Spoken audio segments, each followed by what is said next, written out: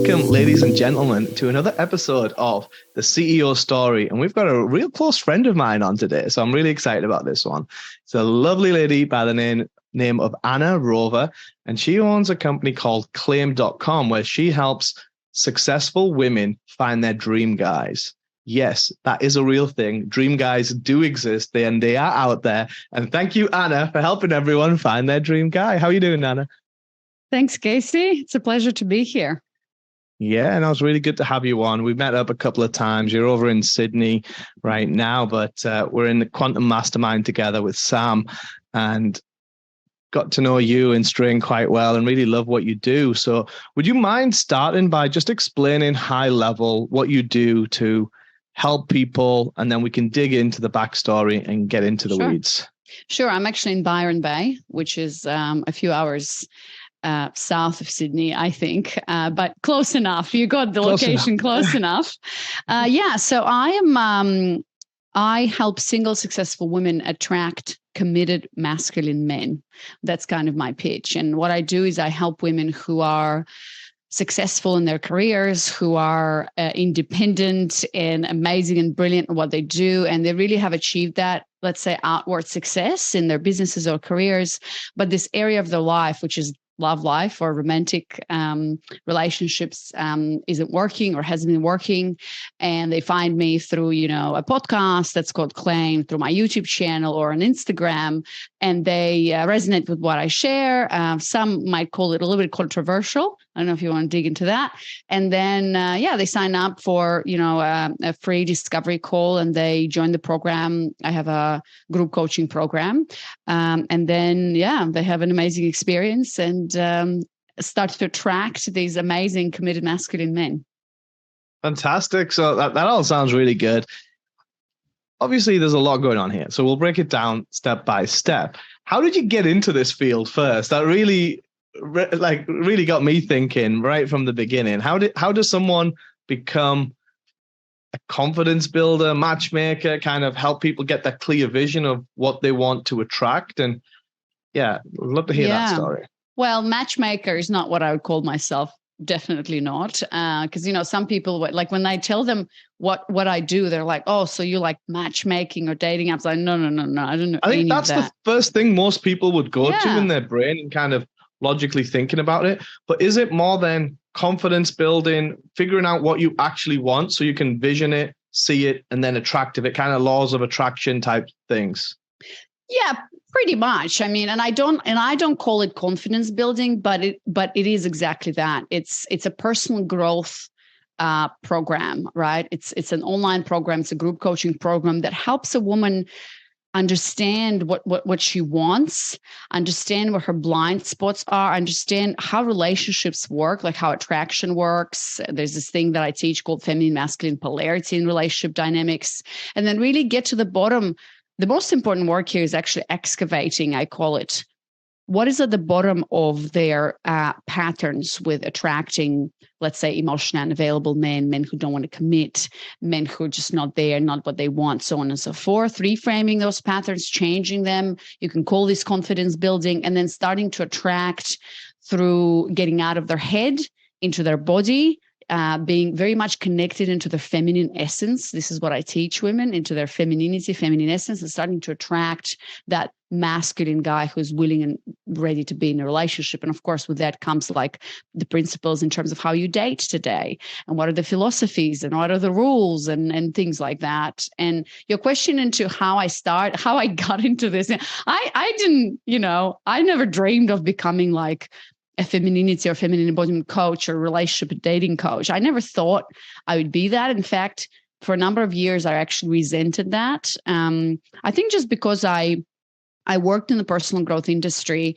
for a while as an online marketer, and I just saw like stuff that I didn't, I guess, connect to or relate, or, how this industry can be at some points. And I was like, yeah, no, I like coach, no. And then, I just kind of set this aside, and I went on my own path, did my own personal growth, healing journey. And for some reason, I don't know why, I was always entrepreneurial, but for some reason, I stumbled upon this idea of feminine masculine polarity in relationship dynamics after I broke up with a very long-term relationship and I needed to start dating again. And I had no idea how to date as a young woman. And I started like researching and reading books and everything. And I stumbled upon this idea of polarity. And since then, I've just been obsessed. And I've been obsessed to the point of reading everything I could. I had my first podcast was just like a hobby. I was interviewing men about women relationships and what they want and all these questions. Like I didn't understand why this is so complicated for women and for men, And one thing led to another. I became a coach. Languages. So funny. And I also, one of the biggest things that led me to what I do today, actually, I realized this was true for me, that as women become more and more powerful and successful in their career and businesses and whatnot, it seems like the men that they're attracting are getting worse and worse, or like are not what they want. So there was this disconnect. I was really curious about why is that happening? And if I'm sure your listeners, you've got some women who are successful, if they're struggling with that, then I can say that I've basically managed to crack that code. So that's how I got into it. It was quite random. Definitely a tough code to crack. I know firsthand when I'm speaking with my wife about things that I'm really high level, yes, no, let's get an answer or a resolution. And she's very slow and telling me a full 30-minute story about something. And I'm like, I'm switching off. I'm like, what's the punchline? Let's just get to it. But she doesn't even want a response from me or an answer from me or my opinion on it. She just wants to get it off her chest is what I've really figured out half of the time. Mm-hmm. Yeah. That's the secret to a happy marriage, Casey. You're doing something right. Just listening, nodding your head. Just agree and nod my head. That's pretty much all I do. And so far, so good. There you go. Yeah, you've cracked it. You nailed it. That's super interesting. So when we talk about relationships and masculine energy and feminine energy, which is different to male and female, one of the books I read when I was a young single guy, let me add, was The Game by Neil Strauss. And that was a pretty controversial book at the time, right? Mm. And I'm sure things have changed now because that's many, many moons ago when that came out. But that worked. That really worked for me a lot, both in England and in America. What are your thoughts on controversial books like that? Really interesting you say this, Casey, because I'm currently reading The Game. And obviously I know about The Game. I actually started reading it a couple of years ago. And, I read a few chapters and I just got fascinated. I knew about the pickup industry before that because, you can't not know about it if you are in the relationships dating niche. First, when I found out about it as a woman, I was shocked. And I think most women actually still to this day don't know. I think most men probably don't know. Or I mean, many men know. I don't know if most anyways. And so I'm currently finishing that book now. And it's really interesting to be reading that book from the perspective of where I'm at now as a feminine embodiment coach who's teaching women to attract men. It's just like seeing this for the other perspective and seeing what's wrong with that and what's not wrong with that.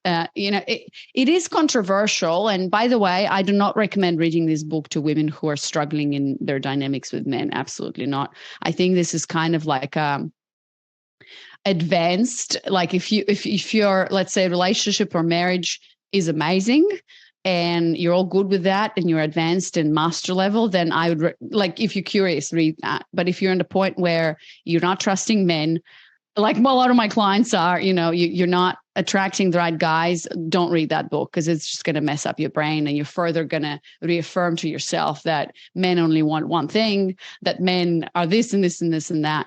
But, to be honest with you, I mean, obviously most of the stuff, I'm reading this book. It's really interesting. It's, yes, of course, manipulation techniques and things like that. But I think that the book is written really well in terms of it's showing I personally find it fascinating that it's showing the true face of who these guys are, the experts like Mystery and whatever. Like a lot of these guys who actually teach pick up to men are men who are either depressed or are still dealing with their unworthiness issues from their parents or fathers or whatnot. And it's written really well where this guy is actually honestly saying that, my worth came from women. I didn't feel good enough to be with a beautiful woman. And I personally look at it as a personal growth journey. I haven't finished the book, and I know then there's a second part, which is called The Truth or something. And then all of these guys have transformed now, and not all of them, but a lot of them are great men.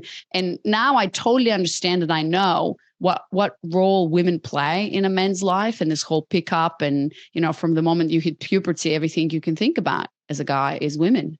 And so I understand all of that. Yeah, definitely. As a young guy growing up, especially when I was a lot younger, life was very different. And you go through phases. I think we all go through phases. We just go through different ones at different times. I was always very much going out with the lads and having a good time and doing what boys do. And that was pretty much all my 20s. And then I kind of grew up a little bit in my 30s and got more serious. But I had that in my mind from a very long time ago that, hey, I'm just going to have fun, explore, see where life takes me, and then buckle down in my 30s, settle down, get married, have kids, build some wealth, and then enjoy it in my 40s. I kind of had decade by decade at a high level planned. I don't think that's normal, by the way, but that was how I just planned my life from a very young age. And it just happened to kind of play out very similarly, but it is what it is. Let's kind of go back to the business side of things now. So for people listening, it's a super niche thing that you do, right? And then on top of that, you've got a really successful business doing it globally, not just in Australia. How do you go about leading a team? Are you guys back in person? Are you still virtual? How's all the pandemic affected your business? So first of all, most of our clients are in America, are actually based in the US and not in Australia. And that's, the biggest reason is that because we're advertising in the US, so it's a bigger market, it's a lot more opportunity, and most of my clients are in the US. We have a few clients in Australia and Europe as well. And it's interesting. You asked about the pandemic, because this is when our business really took off at the beginning of the pandemic. So I started my program and we started advertising. I started my program in March 2020, and then we really hit the advertising on Facebook a few months later, and then the business just blew up. So we kind of rode that wave of the pandemic, and women starting to be at home and lockdown, whatever, starting to question, where's my life going, and and really, because the pandemic caused quite a few, I guess, stresses for people in general in terms of where I am, what am I doing, what's uncertainty important. Does that though, right? Yeah. Whether you're uncertain about life, business, health, it's always going to bring out some kind of stress in one's life. Yeah, so the pandemic was amazing, and we're all completely remote, and we are a very small team. And so obviously within the last 3 years, there were quite a few challenges. As you know, building a business is not for everyone, and it's there's amazing moments, but then there's also moments where it gets hard. And so, yeah, I don't know where you want to take it from there, because we can go into 100 directions. Yeah. So I had the same thing with my team when we went remote, and it was a mixture of, I've personally get more efficiency when we're together in person in an office, in a room, where we can just get through a whole host of stuff rather than different time zones, different countries. Hey, where are we on this? Things just seem to fall through the cracks a lot more when we went remote, but we didn't have a choice. We had to do it, right? So we were forced into it. And then the other side of that is you can actually recruit a lot more people, a lot better quality of people, usually at a better price as well, because you're not just limited geographically to Byron Bay or LA or wherever we are. We now have a whole pool of people, as long as they have an internet connection. If they can do what we're looking for, we actually have more available staff or potential to hire quicker and scale more. Like you said, you guys grew a lot during COVID. So did we. Like, we were able to create more content and get out there more and have more calls. Whereas before, we were doing calls or meetings in person. Maximum you could do is probably 3 a day: breakfast, lunch, dinner. Now I could do 8 meetings a day on Zoom. And it's like, it got to a point where I was taking so many Zoom calls, I didn't even know whether I was coming or going. So it became a lot more impersonal than personal, building that connection in person. And I value that. That's just the way my core values are. So how does that translate into your group dating environment? And then do you also do any in-person group dating stuff, or is it all virtual and it always has been virtual? Yeah, it's all virtual and it always has been virtual. And actually, as a team, we're always virtual. And that's also, String and I actually in our, I call in our past lives. Well, he doesn't call himself that, but I did call myself a digital nomad. I don't know if you're familiar with that term, but I used to, before I started this business and everything, I used to just travel the world and work online.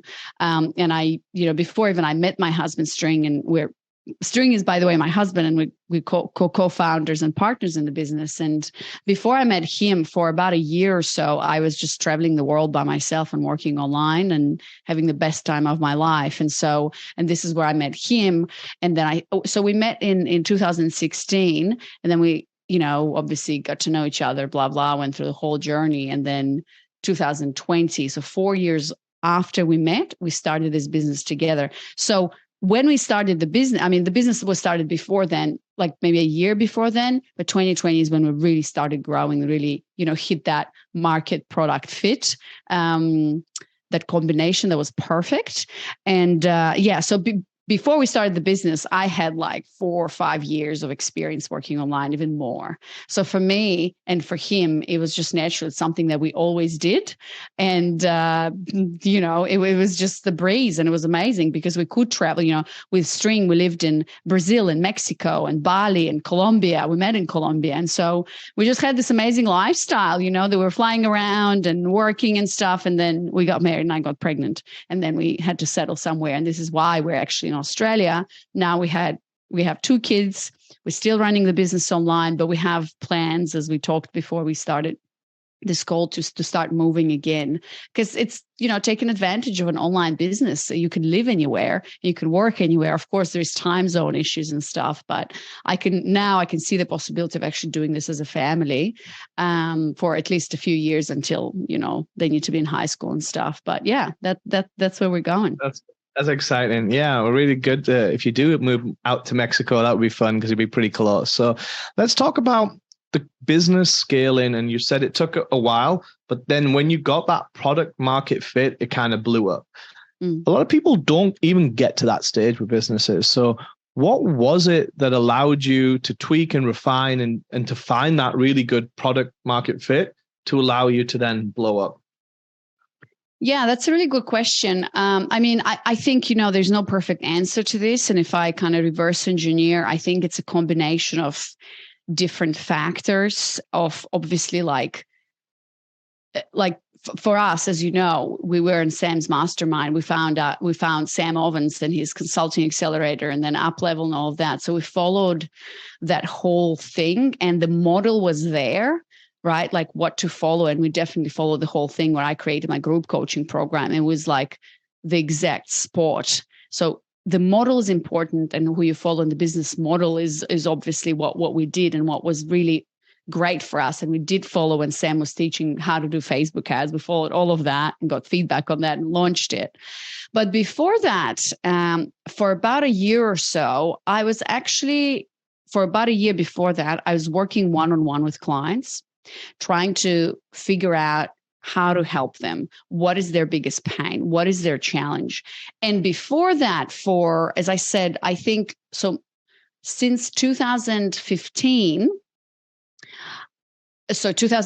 and then we launched in 2020. So about 5 years or so, so it seems like, all right, we launched the business and it was a perfect market fit. But in reality, when you reverse engineer and look back, it was 5 years of me thinking, researching, asking questions, being curious.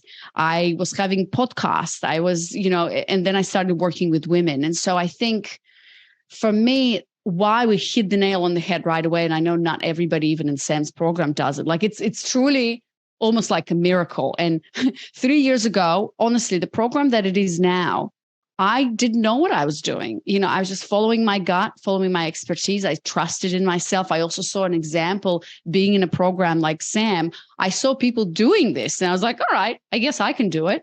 And I just, followed a path or a model, and I trusted myself and what I've done before. And I seen one-on-one client results, but I was always curious to understand. I think the biggest point why this really hit, besides the following a model, is also because I was genuinely extremely curious in the problem and the pain that my woman, my client, is facing. I was constantly obsessed about it and thinking about it. And of course, I had the same experience. And so, since then I was like, I think I've done like 1,000 discovery calls, and I was researching and studying. So for me, it wasn't enough to just know that feminine masculine polarity exists, but I also was curious why. So that led me down the rabbit hole of like evolutionary psychology and research. I mean, it was a whole thing. And of course, now my program is solid because I've put in the work, I've put in the hours. And I feel like a lot of businesses or people who there is that journey of becoming the expert and building your IP, your body of work is like today, this is my body of work and it works because I've tested and refined and stuff like that. I'm getting ready to launch the new version. So I think that's what it is for me, being really curious.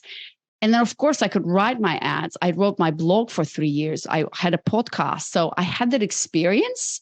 And then there was a model, and it was a click. Does that make sense? So there's a few things. Yeah, it definitely makes sense to me. I love it. I love the journey, but I'm going to break it down into a few kind of big picture buckets that people can kind of digest. The first one was you found a mentor, someone who has been there, done that, who had a proven system that worked for him and for many other people. And then you became a student of that and accelerated and refined along the way, because what you start off doing on day one is not the same thing that you end up doing 5 years later, right? I think that's the same for us all. I started out as CFO services and pivoted into tax structures for super high net worth people. So it's completely two different animals. But as you become a master, I think Malcolm Gladwell says, you put your 10,000 hours in, you refine your craft, you polish it, and then matching those two together, right, is the masterminds or the group coaching, whatever you want to call that for whatever your business is. Marrying that with the people that actually need it and that you're adding value to, and getting really specific in the niche, because you could do that for teenagers, for adults, for old people, but you specifically picked women because that was your journey as well. And you've been there, done that, got the t-shirt, and have the solution for the people that are confused. So you're not only a master in terms of people looking at you and saying, oh, are you happy? How did you do it? I want to do the same thing. So they're trying to emulate your great success story with String and your family, right? Which is great.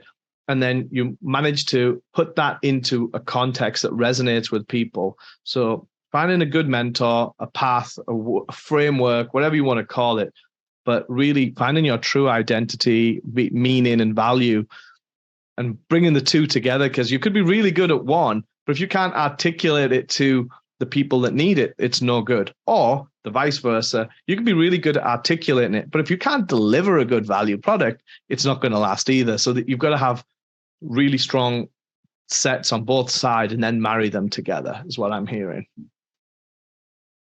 Yeah, for sure. I mean, I think you nailed it that, I see so many coaches, most coaches, their dream is to get to even 6 figures, right? And they're really good at what they do. But what they lack is, let's say, most of the time is probably the sales skills, right? When I started this program, I was doing 5-6 discovery calls a day. You know how Sam taught us? What matters is how many bookings you get on the calendar. And I was like, right, let me do all the bookings on the calendar.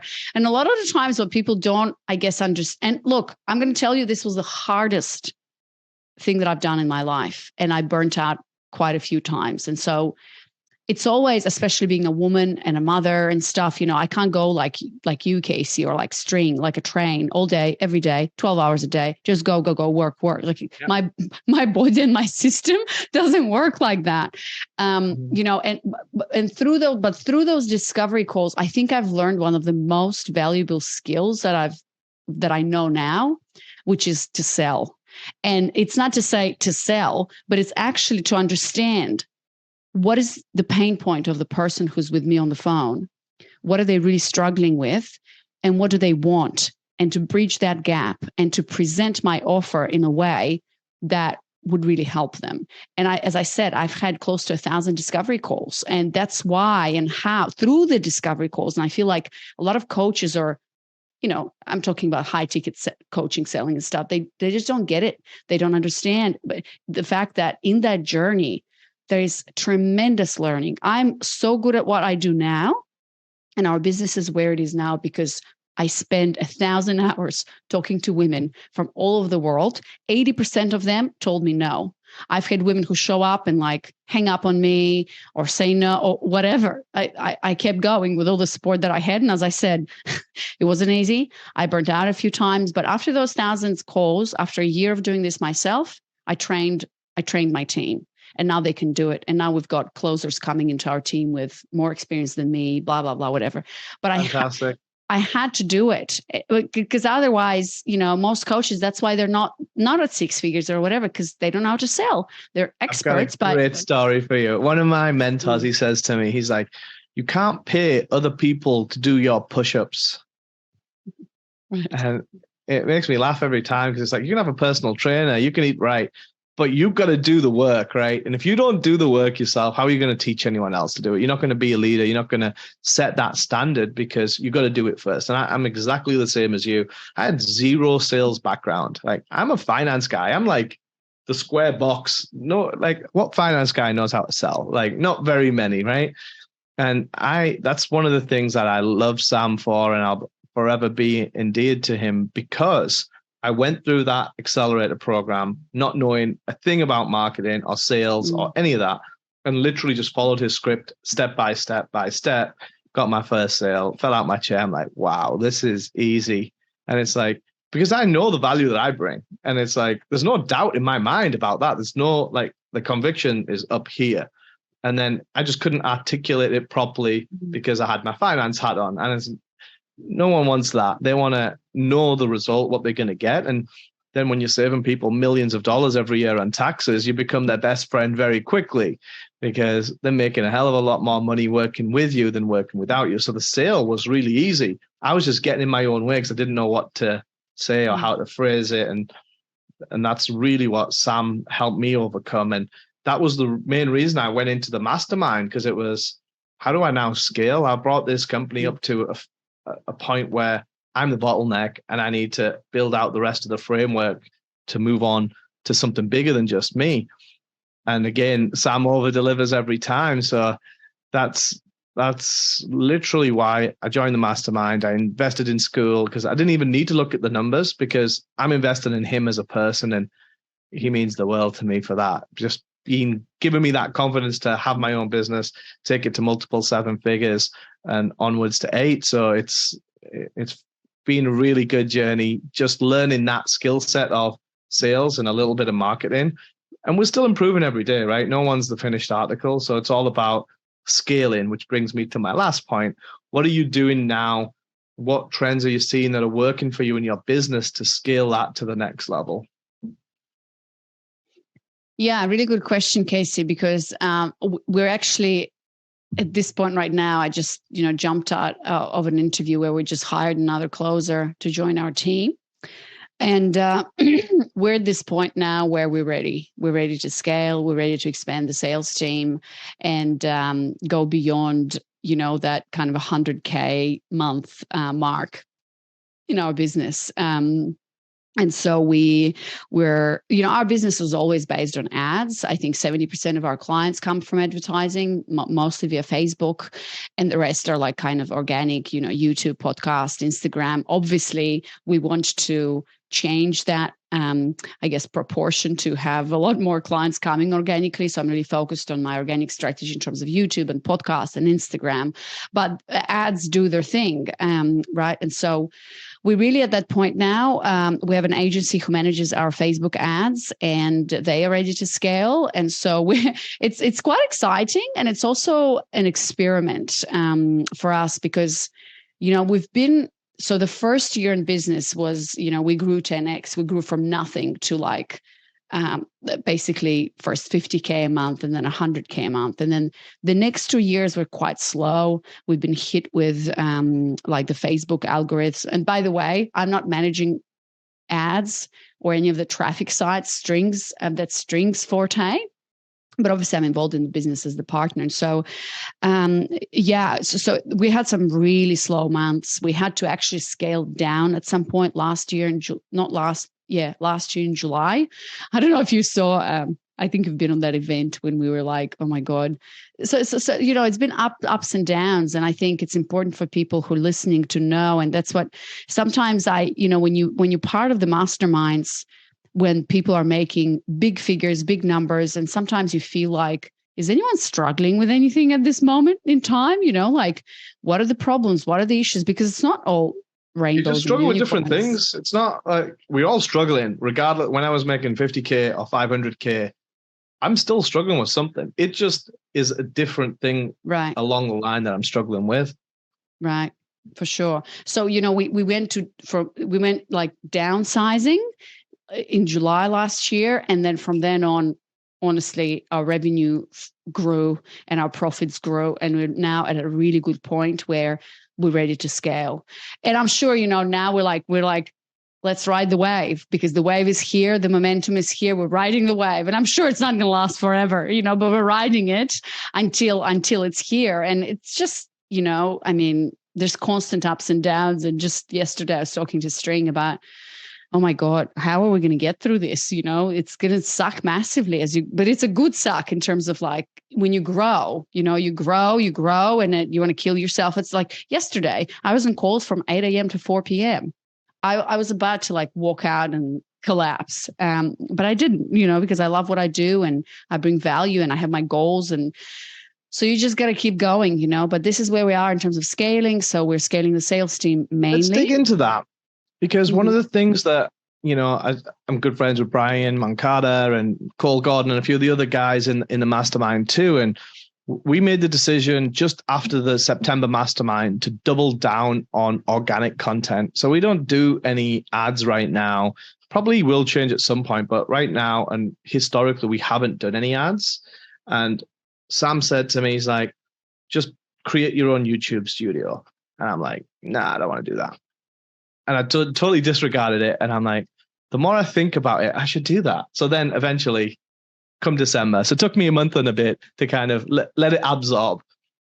Found an office, created a YouTube studio, and now we're literally just on the brink of pumping out so much content and doubling down on the content machine, as we talked about in the mastermind, right? I'm going hard on organic because that lives on evergreen. And we talked at the mastermind and you could spend 10, 20 grand, 50 grand, unlimited amounts of money on ads, which may or may not have an ROI, which you might figure out. It might take a while or it might hit really quickly. Or you can go organic route and kind of build up a slower burn, but something that could become evergreen and reused many different purposes. So that's kind of what we decided. So we've went down that route heavy, created a studio and kind of doubled down on it. So I'm figuring out how to now create really good content on a regular basis. So some of our clients are really big influencers, so they've been helping me as well. So that's been really good. But how are you balancing? Because you nailed it on the ad side and now mixing in more organic. How's that balance looking for you? And how are you judging how much time and money to allocate on ads, ever changing algorithms on Facebook, on YouTube, on new platform X versus the organic reach, which is, like you said, you want to be more organic because it costs less money and it's usually more stable than if they just change an algorithm or they deplatform you or they don't like something you say and they kick you off and it's like, oh my goodness, that really scares me at times. Yeah. So, I've asked this question multiple times and I don't know if I have the perfect answer, but I think the conclusion that I came, it's going to be different for everyone. And that's what I think I didn't realize when I was in the mastermind for the longest, because when you get into a mastermind, I don't know what your experience was, Casey, but you look at the people who are where you want to be, and then you try to emulate or you try to do what they're doing and stuff. Yeah, but you model them, right? Yes. Model what But works. what I didn't realize is that what they're doing now, where they're at or where they want to be, they're making those decisions from where they're at now that might not be very applicable to me. So for example, Casey, you might be at this point where, your cash reserves in the bank are where you want them to be. And you're like, yep, I've got the asset that I wanted to buy for my family, whatever. I've got the cash in the bank. Like, I'm good. I can take my time with content, or I can take my time with organic, which has that slow burn, but obviously it's much more effective in the long run. So that's what I realized, that's the strategy that most of the guys are taking, which makes total sense. However, where we are right now with String, we're not there. So we have to balance that. I guess there is a rush, there's an ambition and a rush and a goal to get there. And that's our primary goal. I think it all depends on what is your goal right now? And that's what I think Sam was really good at asking, what is your goal, Casey? This might not be my goal. And so if my goal right now is to build the cash reserves, get to the point of that stability, so then that's why we're investing heavily in scaling in ads, because they have that quick ROI for us, and the ROI works. Of course, it comes with a cost.